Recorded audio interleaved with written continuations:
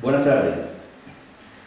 Al hilo de la historia, se complace hoy en tener como invitados a dos destacados periodistas cubanos que acaban de ingresar en nuestra isla de Gran Canaria, que vienen, entre otras cosas, a ofrecernos alguna conferencia, un intercambio de tipo cultural con nosotros. Se trata de Flor de Paz y de Orlando Ruiz. Ella, encargada de la información científica, periodista que atiende esa actividad en la revista Juventud Técnica, y él, jefe de la página internacional del periódico Trabajador. Bienvenido. Este programa, al hilo de la historia, comienza siempre hablando precisamente de historia. Y entonces nos interesaría conocer si en las conferencias que ustedes van a abordar ahora aquí en Canarias van a tocar algún tema de carácter histórico. Por supuesto. La esencia de las conferencias es ofrecer un panorama a través de hitos económicos y sociales que den a conocer el devenir de Cuba a través de los años desde que se instauró la República Neocolonial en 1902, cuando Cuba pasa del poder colonialista español a convertirse en una neocolonia de Estados Unidos. Empieza el periodo de dependencia hacia el poder económico de Estados Unidos y se establecen las reglas de un nuevo sistema de dominación en Cuba que se pone de manifiesto a través de las más diversas cosas. En primer lugar, a través de la apropiación por parte de las incipientes o ya en desarrollo transnacionales norteamericanas de las mejores tierras del país. Con el pretexto, bueno, por una parte de instalar unas supuestas carboneras y de utilizar las tierras con fines de un supuesto desarrollo agrario en beneficio del país. Lo cierto es que eso posibilitó desde esos tiempos que se estableciera la base, la famosísima, la tristemente célebre base naval de Guantánamo. O sea, eso abrió el camino a cosas tan tremendas como el establecimiento de una enorme base militar que usurpa el territorio cubano todavía contra la voluntad del pueblo cubano, que está allí por la fuerza, y además eso posibilitó que, por ejemplo, toda la zona oriental del país fuera convertida en enormes latifundios, propiedad de la United Fruit, por ejemplo, de la Indies Limited, que incluso en la parte más ancha del país, en el oriente del país, ocupaban las tierras de norte a sur. O sea, todo el territorio oriental de norte a sur, en el centro del oriente del país, en muy pocos años llegó a ser propiedad de empresas norteamericanas, sencillamente. A partir de ahí se genera un proceso de intromisión en el país, en el orden económico, que lleva al punto de poseer los norteamericanos la mayoría de los ingenios azucareros del país. Comienza el desarrollo de una cadena hotelera y de casinos de juego. Estados Unidos pretendió, a partir ya de la tercera década del siglo, pretendió convertir a Cuba en un gran casino de juego, en un traspatio de las mafias, y lo consiguió en alguna medida. Fue un proceso que, con distintos altibajos según el gobierno que estuviera en el poder, si fuera más o menos entreguista, pues así se iban entregando en mayor medida las posesiones, los terrenos, las áreas para construir hoteles, casinos de juego, y se proyectó, por ejemplo, construir una cadena de casinos de juego que se extendiera desde el oeste de la capital cubana hasta Mariel, en una extensión aproximada de unos 50 kilómetros, serían 50 kilómetros de hoteles y casinos de juego en toda la costa norte occidental de Cuba para fomentar precisamente prostíbulos e instalaciones de este tipo manejadas por la mafia. Muchos de los mafiosos norteamericanos más importantes estuvieron en Cuba en esa etapa. Lucky Luciano, gente que eran norteamericanos e italianos, incluso vinculados a las mafias norteamericanas. Y proyectaron todo una gran obra dirigida al fomento de un turismo bastante raro, bastante corrupto, bastante marcado por todos los mecanismos que se asocian a las mafias del narcotráfico, a las mafias de la prostitución, del tráfico humano.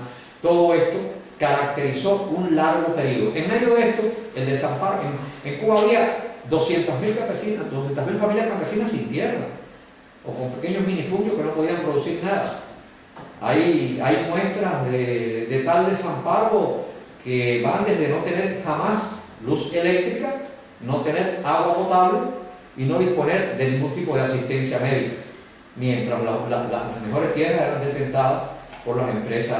Y la educación en aquella etapa neocolonial, ¿cómo la puedes caracterizar?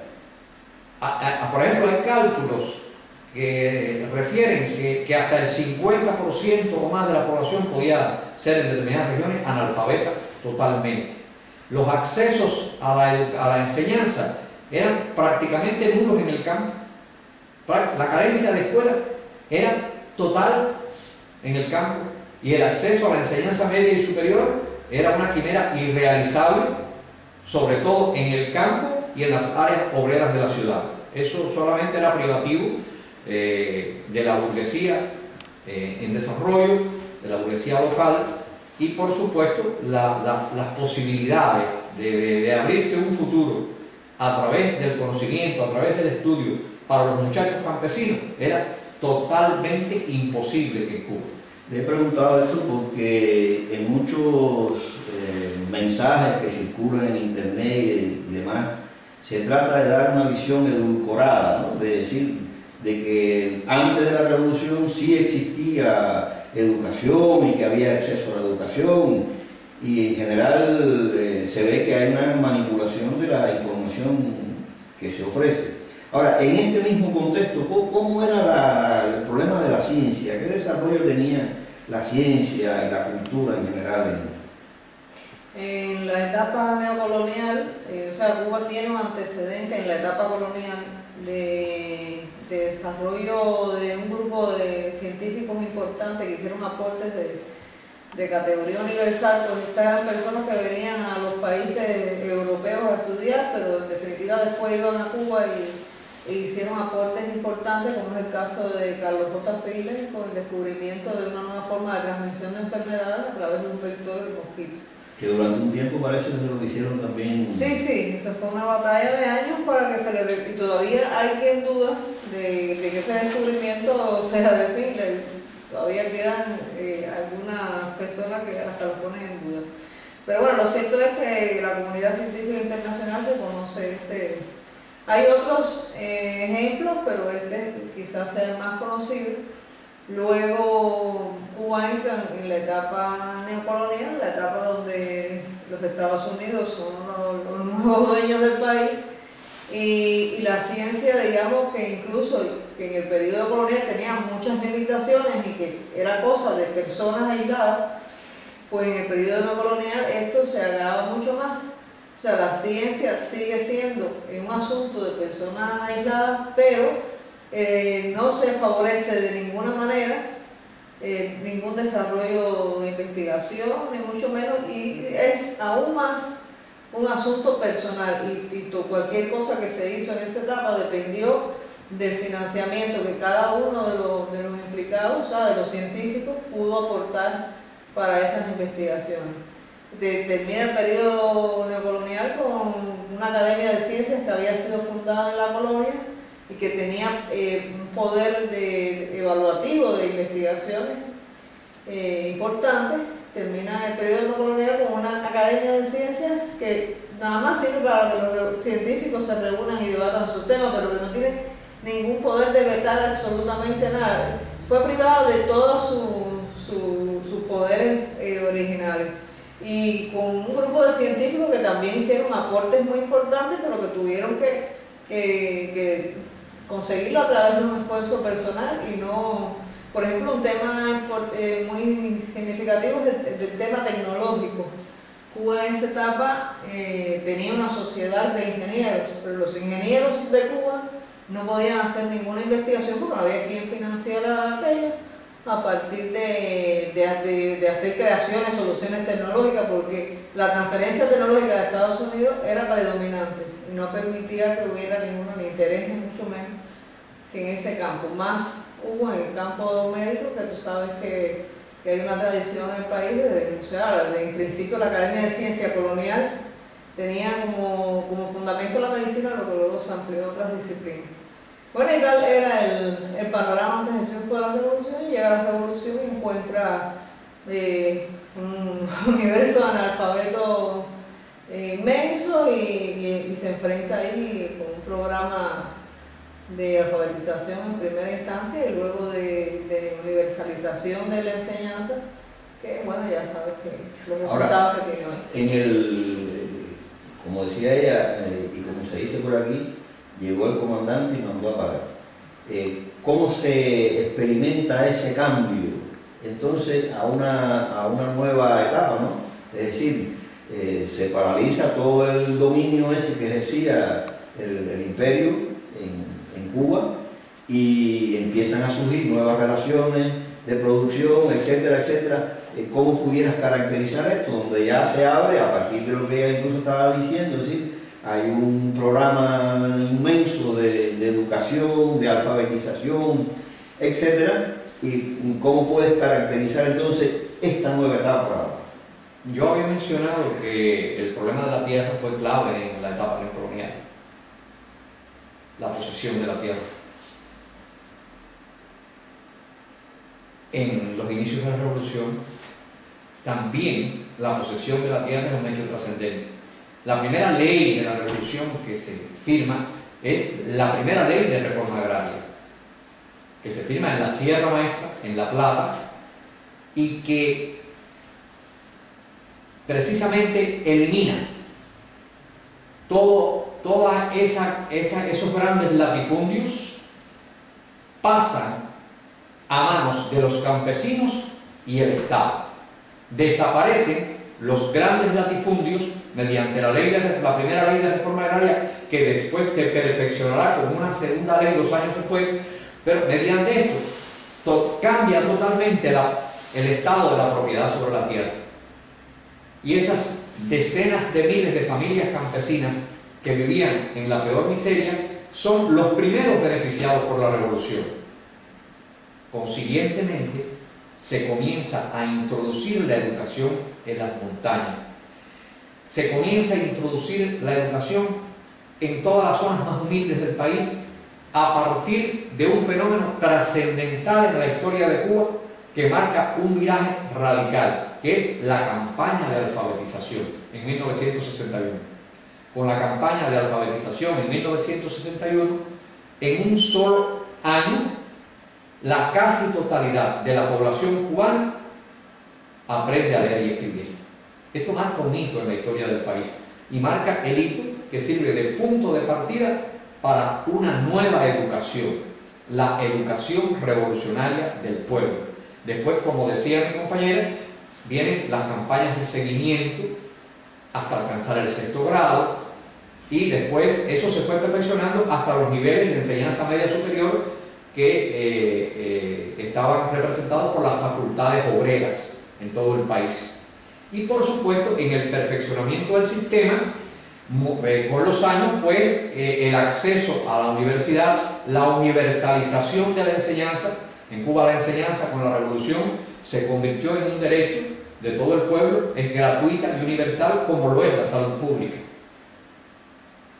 Se construyeron hospitales en las montañas, se dio protección sanitaria al campo y se desarrolló todo un sistema educacional y sanitario dirigido a abarcar todas las regiones del país, incluidas las serranías, las zonas más intrincadas. Es un proceso que se fue extendiendo hasta el punto de que ahora va más allá de las fronteras de Cuba. Hoy nuestros médicos van a las montañas de América e incluso un poco más allá, van a veces hasta las montañas de otros países de Asia, de África, y bueno, tocamos con nuestras actuales proyecciones de campaña de alfabetización hasta regiones de la Unión Europea. Hoy alfabetizamos en Andalucía, y aunque parezca paradójico, esto es una necesidad, porque dentro del contexto de la Unión Europea, la propia UNESCO ha revelado recientemente que hay 9 millones de personas analfabetas, amén de los decenas de miles de analfabetos funcionales que sabemos que hay. Cuba está influyendo en esa transformación. Bien, cuando se produce esta transformación en el plano sociopolítico, en el caso de la ciencia, ¿cuáles son los rasgos fundamentales que se pueden decir en esta transformación? Es decir, ¿cómo se refleja eso en la creación de infraestructura investigativa, en el desarrollo del potencial humano, etcétera? Sí, desde el principio se empiezan a crear instituciones de investigación y se empieza a trabajar en la formación de personal, porque si no había instituciones tampoco había suficiente personal entrenado, ni calificado, ni universitario para poder asumir determinados planes de investigación. Al principio se insistió mucho en tener una idea de con qué recursos naturales realmente contaba Cuba, y en eso tuvo un protagonismo importante el primer presidente de la Academia de Ciencias de esta etapa, el doctor Antonio Núñez Jiménez, que fue presidente de la Academia de Ciencias durante muchos años y que encabezó aquellas primeras investigaciones, se publicaron libros al respecto, pero a la vez se crearon muchas instituciones de investigación que abarcaron todos los sectores de la sociedad, tanto la medicina como la computación incipiente en aquel momento. Se hace a principios de la revolución una primera computadora en Cuba, el llamado Centro de Investigaciones Digitales, que se fundó creo que en 1962 o por esos años, y se crean todas las condiciones, y además el campo socialista en aquel momento empieza a brindar la posibilidad de formar personal y que aquello pueda ir tomando forma. Hasta que, bueno, ya en los años 80 se hace un replanteo de todo el sistema de ciencia en Cuba y empiezan a surgir otras nuevas instituciones. No desaparecen las que estaban, porque ahí se incluyen todos los institutos de medicina, o sea, instituto de cardiología, instituto de hematología, el instituto de oncología. Hay un grupo de instituciones que todavía existen, y en otros sectores, en la caña de azúcar, en la agricultura tropical, en fin, en todas las esferas. Y entonces en los años 80 se perfila un poco y se dirigen un poco los esfuerzos, incluso económicos, hacia el tema de las producciones biomédicas, a partir de la agresión que sufrimos en los años 70, la agresión biológica del dengue, que cobró la vida de un centenar de niños. Que quedó comprobado que fue una agresión. Sí, fue una agresión, Sí. Una agresión biológica. No es la única que sufrimos tampoco, también sufrimos aquella con los cerdos que hubo que sacrificar a la fiebre porcina africana. La fiebre porcina. El Chris Palmy creo que también estaba. Y todavía eso no ha desaparecido completamente. Hay cosas. Pero bueno, en fin, que en ese momento se suma y se crean los polos científicos, que son sistemas, los llamados sistemas de ciclo cerrado, que son instituciones que hacen la investigación, desarrollan los productos, los producen a escala industrial y además los comercializan. Bien, entonces llegamos a la etapa actual, llegamos a la etapa en que se presentan nuevos desafíos ante el país. ¿Qué visión tienen ustedes de estos nuevos desafíos y cómo ven ustedes que el pueblo cubano se está preparando para dar respuesta a este nuevo desafío? Bueno, Cuba está ante el reordenamiento de su modelo económico, lo cual en ninguna medida significa la renuncia al socialismo. O sea, se parte de ese principio. No vamos a pasar a la sociedad de mercado renunciando a la planificación socialista de la economía que vaya en busca de la solución de los problemas esenciales de las demandas de la sociedad. Se ha emprendido la aplicación de un conjunto de medidas organizadas a partir de profundos estudios en relación con las dificultades económicas, tanto internas como las derivaciones de la crisis internacional, de la crisis global, que, como es lógico, nos ha tocado de manera muy fuerte como resultado de ser un país con una limitada infraestructura en la industria extractiva, en la industria en general, y un país que no tiene grandes recursos naturales tampoco con que afrontar las situaciones que se derivan de la crisis, la elevación de los precios, el intercambio desigual que todo el mundo conoce en el presente. Y bueno, en virtud de eso se ha decidido, para tratar de paliar las dificultades económicas que afrontamos ciertamente, emprender una serie de medidas. Una de las medidas más importantes es el reordenamiento laboral o la reorientación laboral.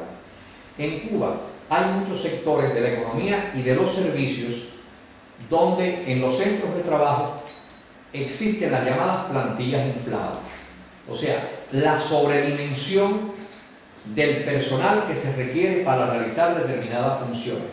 Y a veces en un puesto de trabajo donde pudiera, o en puestos de trabajo donde pudiera resolverse la producción o el servicio que se brinda, en lugar de haber una persona, hay dos o hay tres. Eso es lo que caracteriza a las llamadas plantillas infladas.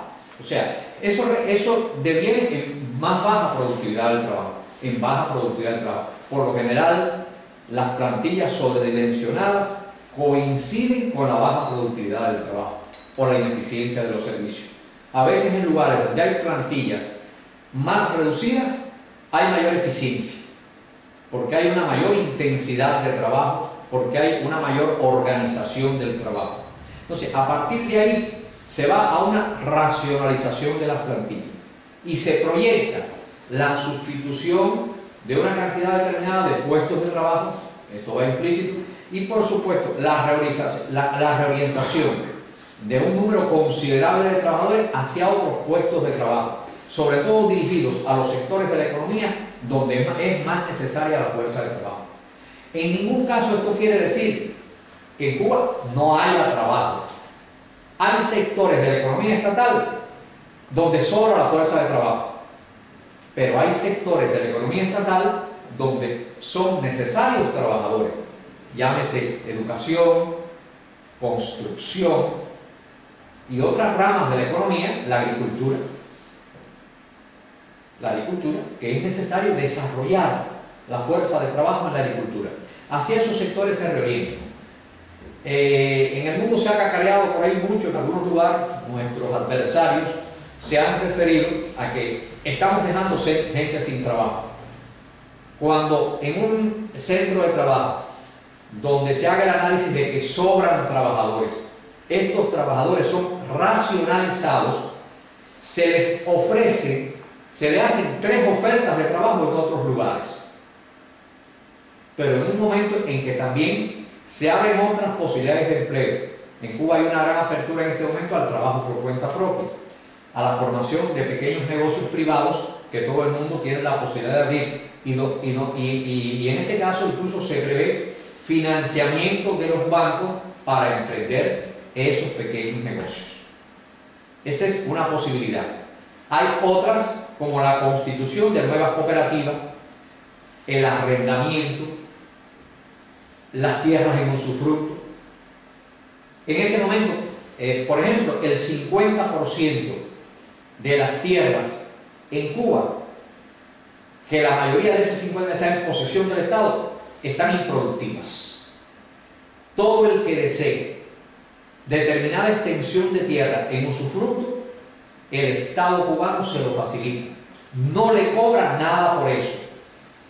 Solamente le cobra el impuesto por la producción, por la explotación de la tierra. No, el usufructuario no es un arrendatario, sino que el usufructuario recibe la tierra sin costo alguno, lo que tiene es que hacerla producir.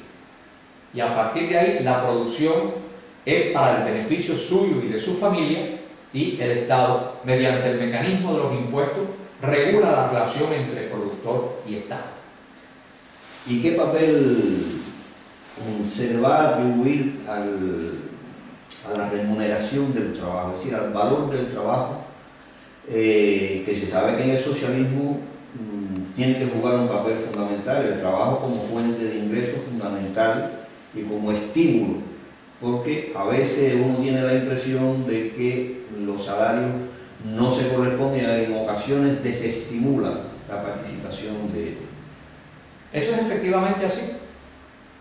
El salario en Cuba no satisface plenamente las necesidades, no cubre el poder, la capacidad adquisitiva para poder adquirir todo lo que hace falta.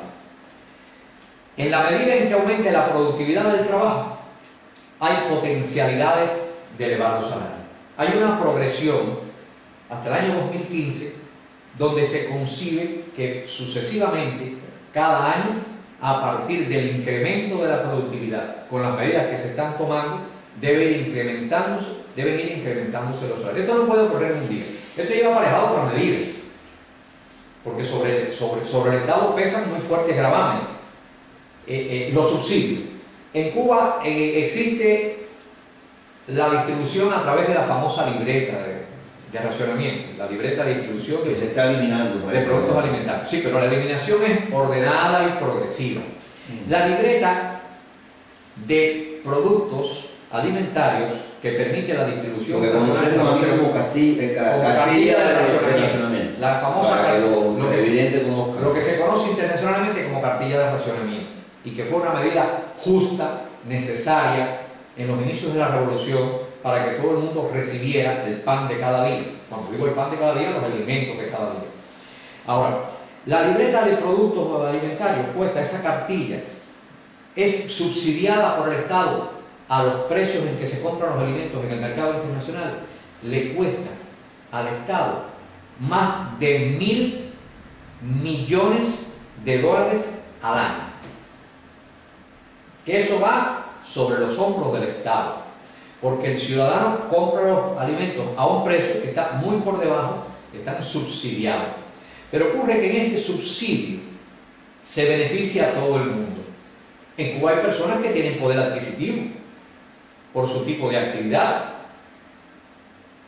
pero todo el mundo recibe por igual, aun cuando tú ganes mucho más, recibes esos beneficios. Incluso hay gente que no compra los productos de la libreta porque no los necesitan, pero muchísima gente los compra sin tener verdadera necesidad de comprar alimentos subsidiados, porque es un músico destacado, porque es un deportista notable, porque es una persona que tiene dividendos económicos, porque su propiedad, que en Cuba existe la propiedad privada regulada por el Estado, que tiene beneficio económico y gana una cantidad determinada de dinero.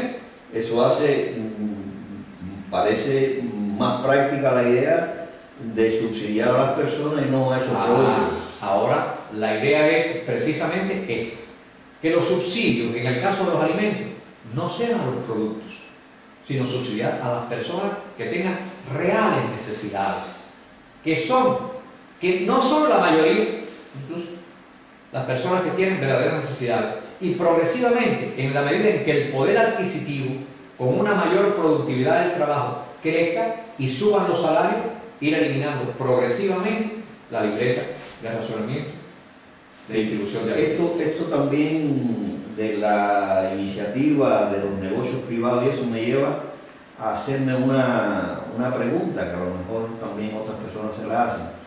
El hecho de poder abrir un negocio particular, etcétera, y obtener lógicamente ganancias, porque lo van a hacer para eso pudiera limitar, digamos, en el caso de los científicos, que hayan personas que piensen más en el negocio privado que en seguir su inspiración o su inclinación hacia la ciencia y demás, o no necesariamente tiene que ser así?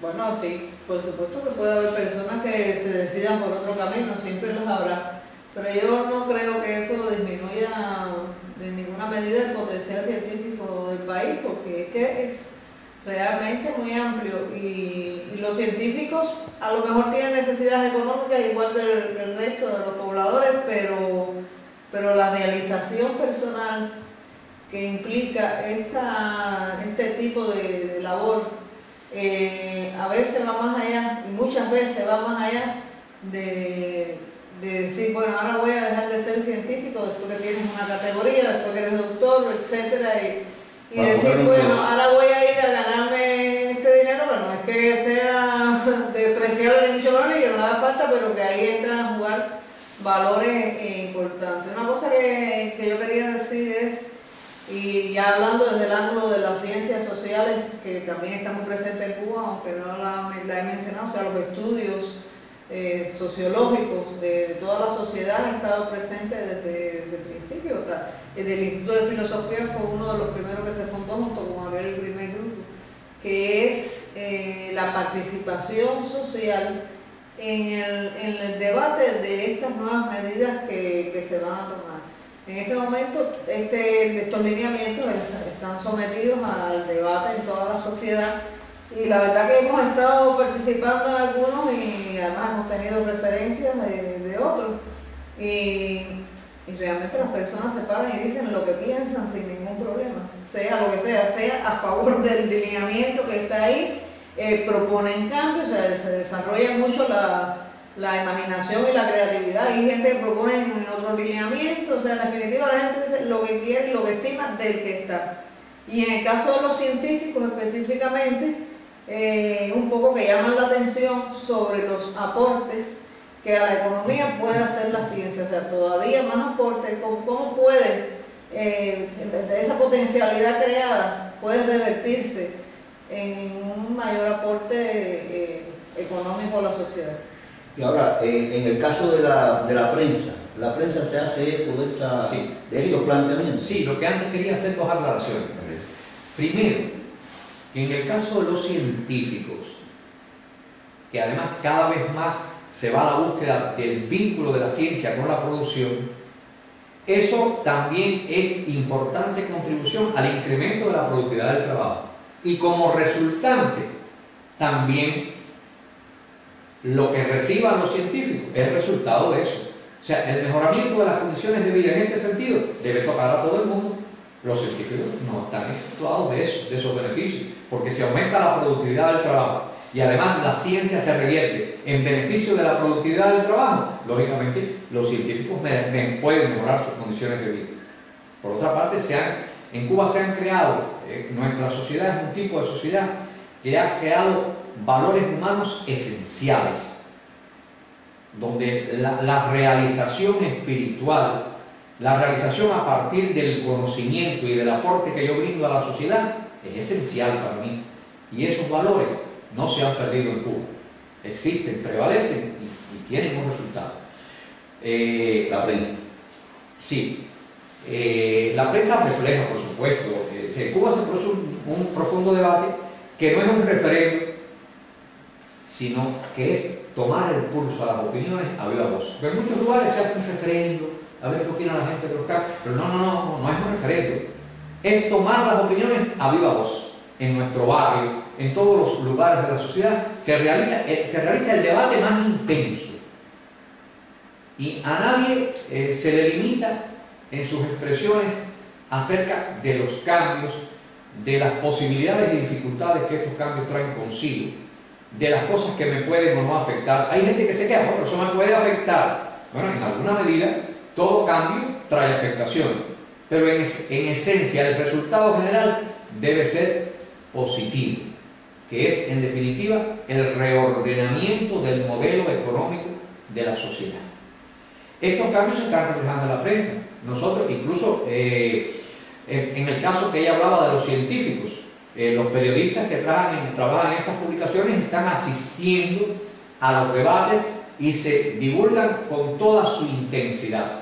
En nuestro periódico, que es el periódico de los trabajadores, nosotros constantemente, cada semana, estamos reflejando todo lo que se expresa en los debates en centros de trabajo, en barrios, en escuelas, en centros científicos. O sea, que la prensa es eco abierto de cuanto se está debatiendo en la sociedad en este momento.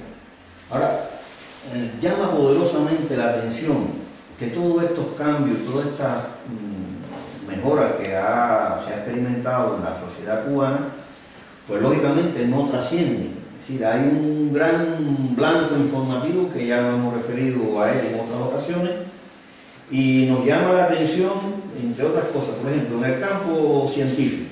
En el campo científico se han hecho descubrimientos, se hacen aportes a la ciencia y eso no aparece en ningún lado. Sin embargo, una de las cosas, uno de los caballitos de batalla que utiliza, Cuba no le da participación a sus ciudadanos para que ingresen en Internet, no hay acceso a Internet. ¿Cómo ustedes ven este problema y realmente qué es lo que sucede con el acceso a Internet? Incluso en estos días ha habido unas noticias que se está llevando el cable desde Venezuela hacia allá para dar salida, los accesos satelitales en lugar de por cable. ¿Cómo realmente es esta cuestión de infraestructura técnico-tecnológica que limita obviamente la situación, ¿no? ¿Y por qué es que estos problemas no se saben? La limitación tecnológica es tan importante como que pagar una señal por satélite es infinitamente más caro que tener un cable por el que te pueda entrar un volumen de información suficiente como para poder instalar en el país redes de Internet, que todo el mundo pueda acceder a Internet. Esa es una parte, la más importante, porque sin eso no tenemos nada. Lo otro es también equipamiento. Todas las escuelas cubanas se han dotado de computadoras y tienen redes que acceden a redes nacionales con mucho esfuerzo a través de líneas telefónicas y que tienen una limitación de velocidad importante, pero por supuesto que eso pasa por el tema del financiamiento. Ahora, con un cable que se está instalando desde Venezuela, es posible que se amplíen sustancialmente estas posibilidades de conexión, que se amplíe no solo la cantidad, sino que cualitativamente estas conexiones sean válidas para poder entrar en el mundo real de Internet con todas las herramientas y posibilidades que ofrece, como la del video, porque en Cuba con una conexión de Internet en este momento es muy difícil ver un video simplemente, porque estamos utilizando una conexión por la línea telefónica y con un ancho de banda muy pequeño. Entonces realmente las mejoras a partir de que se consiga hacer esta instalación del cable desde Venezuela, pues se supone que se van a experimentar mejoras.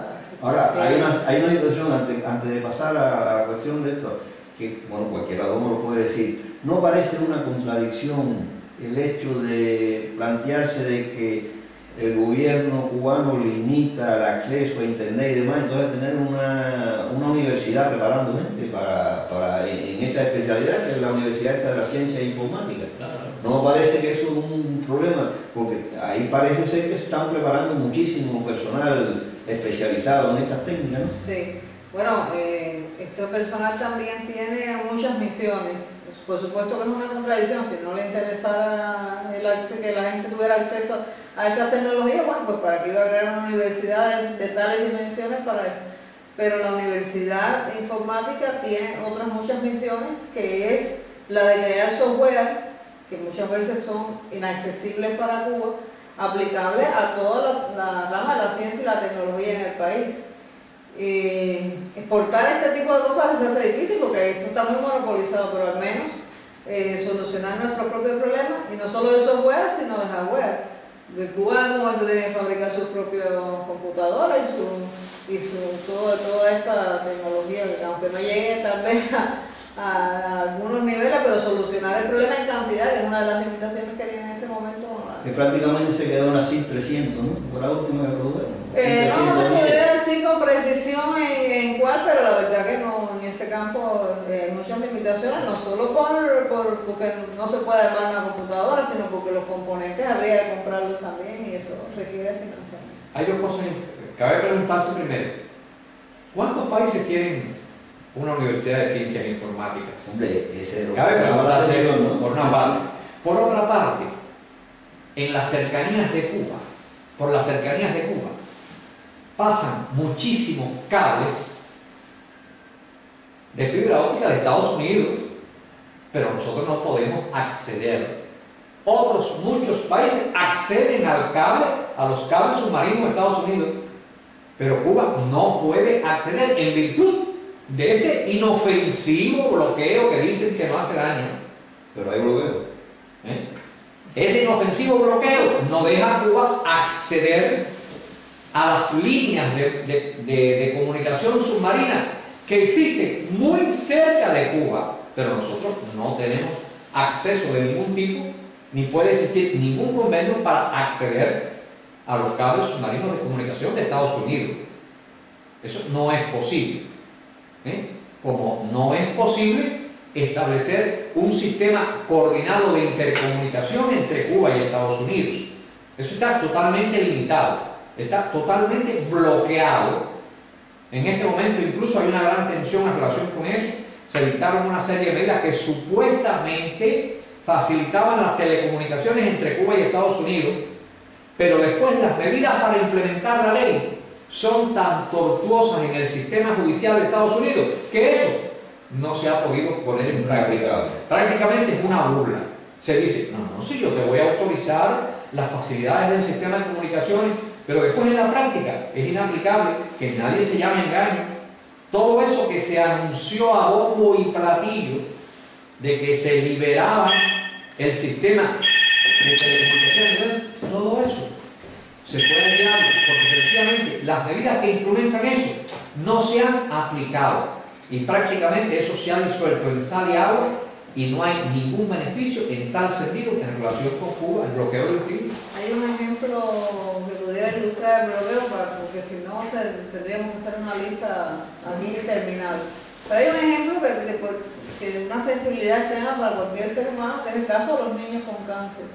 En muchas ocasiones hay medicamentos contra el cáncer infantil especialmente que solo se producen en Estados Unidos y a Cuba se le ha negado el acceso a esos medicamentos. Incluso en Cuba se tuvo que instalar una planta de citostáticos porque hubo un momento en que no había citostáticos para los tratamientos no solo de los niños, de los pacientes con cáncer.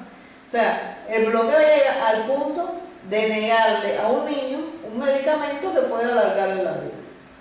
Ese es el bloqueo. Es que realmente es una guerra, ¿no? Una guerra económica, es una guerra. Pero no, una guerra brutal. Brutal. Hay una afección del ojo del niño, que es común en el mundo. Que hay un reactivo estadounidense, que es la base para poder salvar el ojo del niño. Eso nada más que lo produce una empresa estadounidense, creo que es Nueva Jersey. Entonces, eso Cuba no lo puede adquirir ni por terceros países. No lo puede adquirir. Porque si una empresa de un tercer país comercializa con Cuba eso, esa empresa la incautan, la persiguen. Eso llega a ese punto. Entonces, ocurre que el niño, si no existe ese medicamento, el niño pierde el ojo. Hay que sacarle el ojo. Hasta ahí llega el bloqueo, hasta dejar ciegos a los niños. Creo que hemos tenido un pequeño avance de lo que los queridos amigos periodistas van a tratar en las próximas intervenciones que van a tener, conferencias, etcétera, que nuestra televisión, tanto Imagen Roja como Arimanao Televisión, grabarán para hacérsela llegar a ustedes. Les agradezco mucho su presencia aquí con nosotros.